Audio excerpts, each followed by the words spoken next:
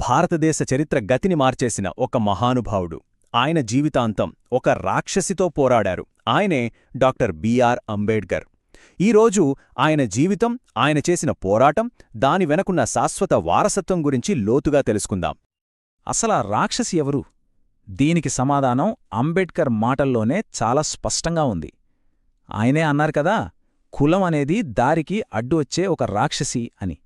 ఆయన తన జీవితాంతం పోరాడింది ఈ రాక్షసిని అంతం చేయడానికే. అంబేద్కర్ చెప్పిన ఒక ముఖ్యమైన విషయం ఏంటంటే, కులమనేది శ్రమ విభజన కాదట. అంటే ఎవరు ఏ పనిచేయాలో నిర్ణయించడం కాదు, అది శ్రామికుల విభజనాట. అంటే మనుషుల్నే పుట్టుకతో విభజించేయడం. ఫలానా కులంలో పుట్టావు కాబట్టి నువ్వు ఇదే పని చెయ్యాలి, నీ బతుకు ఇంతే అని ముద్రవేసేయడం.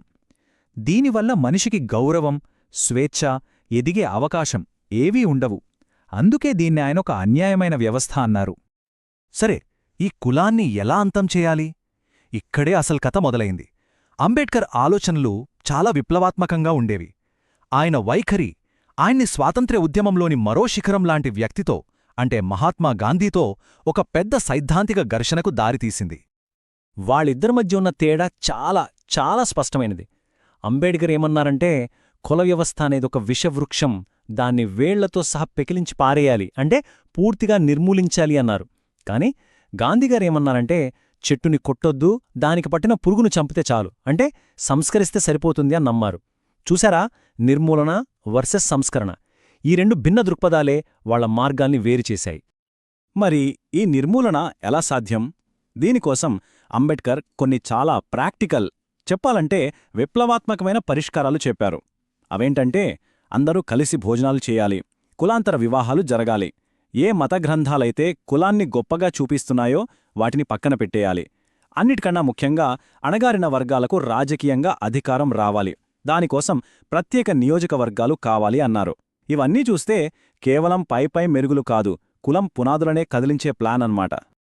ఇప్పటిదాకా మనం సిద్ధాంతాల గురించి మాట్లాడుకున్నాం. కానీ అంబేడ్కర్ కేవలం మాటలకే పరిమితం కాలేదు. ఆయనకు ఒక సువర్ణ అవకాశం వచ్చింది. స్వాతంత్ర్యం వచ్చిన కొత్తలో భారతదేశ భవిష్యత్తును రాసే అవకాశం. ఆ అవకాశాన్ని ఆయన పూర్తిగా సద్వినియోగం చేసుకున్నారు. తన సమానత్వ భావనలను దేశ చట్టంలోనే శాశ్వతంగా నిలిపారు. రాజ్యాంగం ముసాయిదా కమిటీకి చైర్మన్గా ఆయన భారత రాజ్యాంగాన్ని ఒక సామాజిక విప్లవానికి ఆయుధంగా మలిచారు. ఎలాంటారా? ప్రాథమిక హక్కులిచ్చారు. అంటే కులం పేరుతో వివక్ష చూపించడం ఇకపై నేరం. అలాగే రాజ్యాంగ పరిహారాలు, అంటే ఎవరికైనా అన్యాయం జరిగితే నేరుగా సుప్రీంకోర్టు తలుపు తట్టొచ్చు.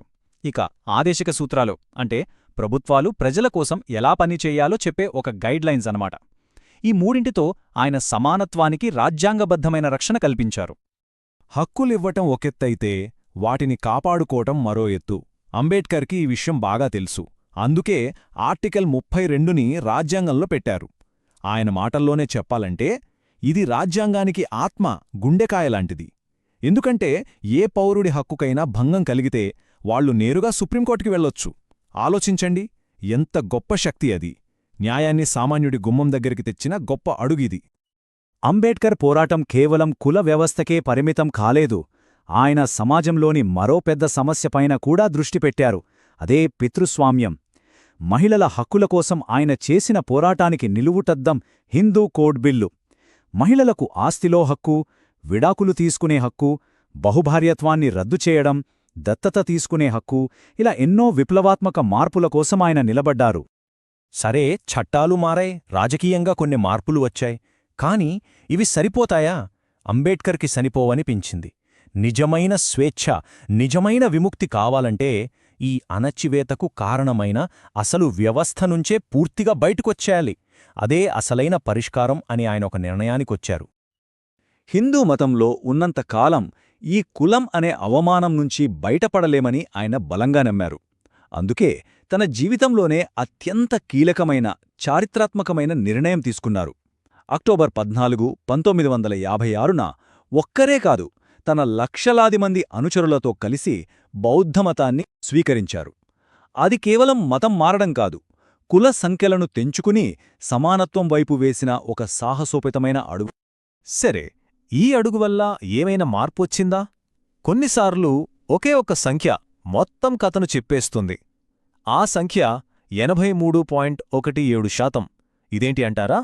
ఇది మహారాష్ట్రలోని బౌద్ధుల అక్షరాస్యత రేటు. ఆ మత మార్పిడి తర్వాత వచ్చిన సాధికారతకు ఇదొక ప్రత్యక్ష సాక్ష్యం. ఈ నంబర్స్ చూస్తే మనకొక స్పష్టమైన చిత్రం కనిపిస్తోంది. మహారాష్ట్రలో బౌద్ధుల అక్షరాస్యత రేటు 83.17% ఉంటే రాష్ట్ర సగటు 82.34% మాత్రమే. అంటే సగటు కన్నా ఎక్కువ. అలాగే పనిలో భాగస్వామ్యం చూసుకున్నా సరే బౌద్ధులు 43.15%తో మిగతా షెడ్యూల్డ్ కులాల 40.87% కన్నా ముందున్నారు. అంటే మతం మారిన 2 తరాల తర్వాత వాళ్లు చదువులో, ఆర్థికంగా కూడా ఎంతగా బలపడ్డారో ఈ డేటా స్పష్టంగా చూపిస్తోంది. అంబేడ్కర్ ఈ లోకాన్ని విడిచివెళ్లి దశాబ్దాలు గడిచిపోయాయి, కాని ఆయన వారసత్వం మాత్రం చరిత్ర పుస్తకాల్లో నిశ్శబ్దంగా ఉండిపోలేదు. అది ఇప్పటికీ ఈ క్షణంలో కూడా భారతదేశంలో ఒక సజీవమైన చర్చ. కొన్నిసార్లు అది చాలా తీవ్రమైన వివాదంగా కూడా మారుతుంది. అసలు ప్రశ్నేంటంటే, నేటి భారతదేశం అంబేడ్కర్ని ఎలా చూస్తోంది? ఆయన వారసత్వాన్ని ఎలా అర్థం చేసుకుంటోంది? ఈ ప్రశ్నకు సమాధానం అంత సులభం కాదు. ఎందుకంటే ఈ సమాధానంలోనే మన ఆధునిక సమాజంలోని అన్ని రకాల విభజనలు, వైరుధ్యాలు కనిపిస్తాయి. ఒక్కసారి బయట చూస్తే రకరకాల వాదనలు వినిపిస్తాయి. కొందరేమో ఆయన రిజర్వేషన్లు పెట్టి దేశాన్ని నాశనం చేశారు, ఆయనొక విలన్ అంటారు. మరికొందరేమో ఆయన రాసిన రాజ్యాంగమే ఈ దేశాన్ని ఇంకా కలిపి ఉంచుతోంది అంటారు. ఇంకొందరేమో ఆయనసలు చెప్పినదాన్ని రాజకీయ నాయకులు పూర్తిగా పక్కదారి పట్టించారు అని నమ్ముతారు. ముఖ్యంగా ఆయన ప్రవేశపెట్టిన రిజర్వేషన్ విధానం మీదైతే ఎప్పటికీ అంతం కాని చర్చ జరుగుతూనే ఉంటుంది. ఈ రిజర్వేషన్ల మీద జరిగే చర్చ భారతదేశంలోని ఒక పెద్ద విభజన రేఖలాంటిది. ఒకవైపు ఏమో అందరికీ సమాన అవకాశాలు ఉండాలి, ప్రతిభకే పట్టం కట్టాలి అనే వాదన. మరోవైపేమో 100 ఏళ్లుగా అణచివేతకు గురైన వాళ్లకు ప్రత్యేక అవకాశాలు ఇవ్వకపోతే సమానత్వం ఎలా వస్తుంది అనే వాదన. ఈ ఒక్క సమస్య చుట్టూనే అంబేద్కర్ వారసత్వం ఇప్పటికీ ఆధునిక రాజకీయాల్లో ఒక అగ్నిగోళంలా రగులుతూ ఉంది. కులం అనే రాక్షసితో అంబేడ్కర్ చేసిన యుద్ధం ఈ దేశ గమనాన్నే మార్చేసింది, అందులో సందేహం లేదు. కాని ఒక ప్రశ్న మిగిలిపోతోంది. ఆయన కలలు కన్న సమానత్వ సమాజం, సాధికారత పొందిన సమాజం నిజంగా వచ్చిందా? ఆ రాక్షసిని ఆయన సంపగలిగారా? లేక అది ఇంకా కొత్త కొత్త రూపాల్లో మన మధ్య తిరుగుతూనే ఉందా?